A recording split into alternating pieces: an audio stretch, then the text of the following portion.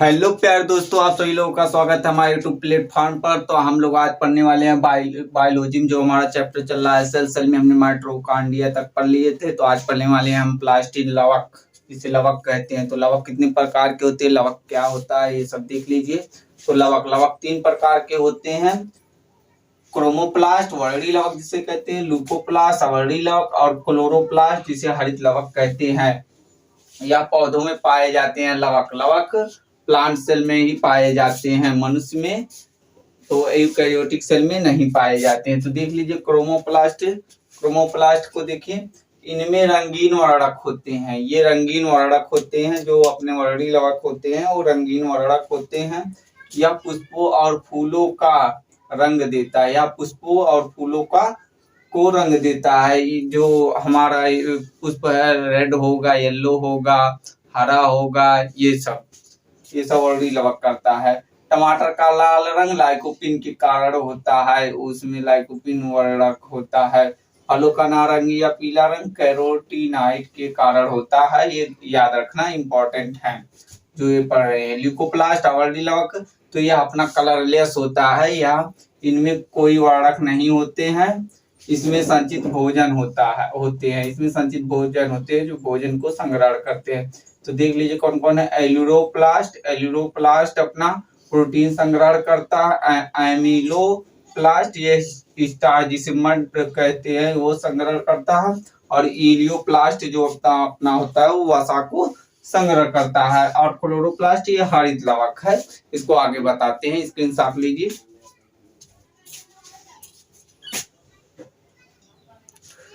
अब देख लीजिए क्लोरोप्लास्ट जिसे हरित लवक कहते हैं, तो इसका फिगर देख लीजिए। ये अपना पत्तियों में पाया जाता है, क्लोरोप्लास्ट अपनी पत्तियों में पाया जाता है। वर्णी लवक जो अपना क्रोमोप्लास्ट वो फल और फूलों में पाया जाता है। और बचा अपना तीसरा अवर्णी लवक, तो वो पौधों के जड़ों में पाया जाता है, वो कलरलेस होता है। जान गए ना।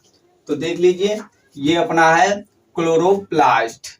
इसमें होता है स्ट्रोमा और ग्रेना। ये जो प्लेटें देख लेंगे ये सब मिलकर ग्रेना होती हैं, और ये जो खाली जगह होती है वो स्ट्रोमा होती है। स्ट्रोमा में अप्रकाशी रिएक्शन होता है, तो अप्रकाशी बिना प्रकाश के रहते हुए रिएक्शन इसमें होता है। तो यह रात में होता है। और ग्रेना में प्रकाशीय क्रिया होती है, तो ये दिन में होता है। और क्वांटासोम, इसको जो प्लेटें होती है उसे क्वांटासोम कहते हैं। प्लेटें होते हैं जो क्वांटासोम कहते हैं। इसको पार्कवाविंग्स ने खोजा था। पार्कवाविंग्स ने इसको खोजा था। पार्कवाविंग्स ने खोजा था इसको। पार्कवाविंग्स ने खोजा था। पार्कवाविंग्स ने खोजा था किसको? क्वांटासोम। या 200 से 300 वर्णक होते हैं, जो अपनी प्लेटों वाली वर्णक होती हैं, या 200 से 300 वर्णक होती हैं। इसके बीच में थाइलोकॉइड ग्रेनम होता है भरा, और इसको प्लेट को कहते हैं स्ट्रोमा, थाइलोकॉइड कहते हैं। इसमें राइबोसोम होता है, 70S राइबोसोम होता है, क्योंकि यह प्लांट सेल में पाया जाता है, इसलिए इसमें 70S राइबोसोम पाया जाता है। स्ट्रोमा हो गया। एडीएस वृत्ताकार नाम है, एडीएस वृत्ताकार नाम है। स्क्रीनशॉट लीजिए, इसके बाद हम फिर आगे बताते हैं। अब देख लीजिए क्लोरोप्लास्ट हरित लवक क्या होता है। तो खोज जो क्लोरोप्लास्ट की खोज किया था वह थिम्पर ने किया था। क्लोरोप्लास्ट की खोज थिम्पर ने किया था। हरित लवक किया शब्द किसने दिया था? तो इरेवा ने शब्द दिया था। तो दोनों को याद रखना। ये खोज जितनी होती है या शब्द दिए होते हैं पूछ लेता है एग्जाम में, बहुत सिंपल से ही पूछ लेता है, तो सब याद रखना जरूरी है। बहुत लड़के हैं कि गलत करके आते हैं। उच्च पादप जो है, उच्च पादप या डिस्क नुमा अंडाकार होता है। डिस्क नुमा भी बनाया था ना चित्र, तो डिस्क नुमा ही होता है इसका पादप में। ये क्लोरोप्लास्ट सबसे बड़ा कोशिकांग होता है। तो जो कोशिका का सबसे बड़ा कोशिकांग यही होता है क्लोरोप्लास्ट। पृथ्वी पर सर्वाधिक मिलने वाली प्रोटीन राइबोसोम होती है, जो इसमें भी पाई जाती है एनर्जी। पृथ्वी पर सर्वाधिक मिलने वाली प्रोटीन राइबोसोम है, जो इसी में पाई जाती है। किसमें? क्लोरोप्लास्ट में। इसका कार्य क्या? प्रकाश संश्लेषण करना, या प्रकाश संश्लेषण करता है। रात को स्ट्रोमा द्वारा और दिन में ग्रेना द्वारा करता है। O2 और CO2 की मात्रा का संतुलन करना रहता है। ये O2 और CO2 की मात्रा का संतुलन करता है। O2 और CO2 की मात्रा को संतुलन बनाए रखता है कौन? क्लोरोप्लास्ट। तो जो बाहर की आवाज़ें सुनाई देती है उसको ध्यान मत दीजिए, क्योंकि मैं गांव में वीडियो बनाता हूँ तो सब बोलते रहते हैं, तो बाहर की वीडियो पर, बाहर की आवाज़ों पर ध्यान नहीं दो। जो मैं पढ़ा रहा हूँ सिर्फ उसके कॉन्सेप्ट को समझो ना।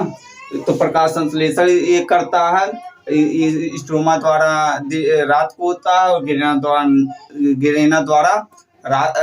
द्वारा दिन में होता है प्रकाश संश्लेषण। O2 और CO2 की मात्रा को संतुलन करता है। O2 और CO2 की मात्रा को संतुलन कौन करता है? क्लोरोप्लास्ट। याद रखना, स्क्रीनशॉट लीजिए। अब देख लीजिए राइबोसोम, जो अपना राइबोसोम है, जो प्रोटीन की फैक्ट्री जिसे कहते हैं, तो राइबोसोम को देख लीजिए। राइबोसोम की खोज किसने की थी? तो प्लाडे ने की थी। राइबोसोम की खोज प्लाडे ने की थी, तो इसीलिए इसे प्लाडे का कण भी कहते हैं। राइबोसोम के प्लाडे के कण भी कहते हैं। यह सबसे छोटा कोशिकांग होता है। कोशिका में सबसे बड़ा कोशिकांग तो क्लोरोप्लास्ट और सबसे छोटा कोशिकांग तो राइबोसोम। एकमात्र कोशिकांग जो प्रोकैरियोटिक व यूकैरियोटिक दोनों में पाया जाता है। यह एकमात्र कोशिकांग है जो प्रोकैरियोटिक और यूकैरियोटिक दोनों में पाया जाता है। यह आवरण रहित तो कोशिकांग है, इसका कोई आवरण नहीं रहता। देखते हो कहीं ऐसे रहता है तो कहीं ऐसे बटुरा रहता है, तो यही होता है। इसे प्रोटीन फैक्ट्री कहा जाता है। इसको प्रोटीन की फैक्ट्री कहा जाता है। इसे सेल का इंजन कहते हैं। इसे सेल का इंजन कहते क्यों कहते हैं सेल के इंजन? क्योंकि इसमें प्रोटीन की फैक्ट्री होता है, प्रोटीन भरा रहता है, सारी एनर्जी लेकर यही बैठा रहता है। अगर एनर्जी नहीं देगा तो कोई कोशिका का कोई कोशिकांग भी काम नहीं करेगा। क्या से माइटोकॉन्ड्रिया श्वसन करती है, लेकिन इसके बिना वो भी श्वसन नहीं कर पाएगी। इसे कोशिकांग में कोशिकांग कहते हैं या कोशिका में कोशिकांग कहते हैं। जो हमारी सूक्ष्म इकाई है कोशिका, ये उसका भी कोशिकांग है कौन? राइबोसोम। संगठन आरएनए प्लस प्रोटीन मिलकर राइबोसोम बनाते हैं। आरएनए प्लस प्रोटीन मिलकर राइबोसोम बनाते हैं। आरएनए कितने प्रकार के? तो 3 प्रकार का होता है। आरएनए, टीआरएनए और टीआरएनए और एमआरएनए, ये 3 प्रकार के होते हैं। आरएनए, टीआरएनए और अपना एमआरएनए होता है। संरचना देख लीजिए, यह 2 प्रकार का होता है, 70S और 80S। 70S पादप कोशिका में पाया जाता है प्रोकैरियोटिक सेल में, और 80S यूकैरियोटिक सेल में। तो 70S देख लीजिए, इसको 2 भागों में डिवाइड किया, 50S और 30S। 50S में आरएनए जो 23S और 5S मिलकर आरएनए बनाता है, और यह 30S में आरएनए 16S मिलकर आरएनए बनाता है। यह मैग्नीशियम से जुड़े रहते हैं। स्क्रीनशॉट लीजिए, 80S बताते हैं। अब देख लीजिए 80S राइबोसोम या 2 प्रकार का होता है, 60S और 40S। तो 60S आरएनए इसमें होता है 23S, 5.8S और 5S, और 40S में 18S आरएनए या Mg+2 पेप्टाइड से मिलकर बने थे। 5S आरएनए 2 प्रकार के राइबोसोम होते हैं। 5S आरएनए 2 प्रकार के 5S आरएनए 2 प्रकार के राइबोसोम होते हैं। 23 आरएनए एंजाइम के कारण कार्य कर सकता है। 23S आरएनए एंजाइम के समान कार्य कर सकता है, इस कारण उसे राइबोसोम कहा जाता है। 23S आरएनए एंजाइम के समान कार्य करता है। 23S आरएनए एंजाइम के समान कार्य कर सकता है, इस कारण इसे राइबोसोम कहा जाता है। जो 23 आरएनए है एंजाइम के समान कार्य कर सकता है, इस कारण इसे राइबोसोम कहा जाता है।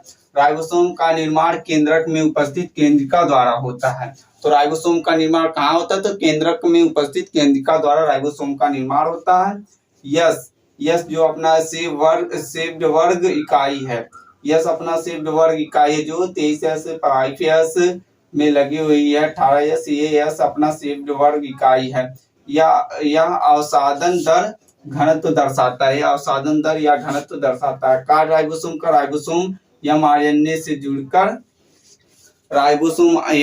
से जुड़कर पॉलीसोम का निर्माण करता है, जो प्रोटीन निर्माण का कार्य करता है। तो राइबोसोम mRNA से जुड़कर पॉलीसोम का निर्माण करता है, जो प्रोटीन निर्माण कार्य करता है। स्क्रीनशॉट लीजिए। तो आज की क्लास यहीं पर समाप्त होती है। आपको क्लास कैसी लगी कमेंट सेशन के माध्यम से बताइए। अगली क्लास में अब हम पढ़ेंगे एंडोप्लाज्मिक रेटिकुलम। तो आप क्लास का वेट कीजिए। जो नए स्टूडेंट हो चैनल को लाइक कीजिए, शेयर करें, सब्सक्राइब कीजिए। धन्यवाद।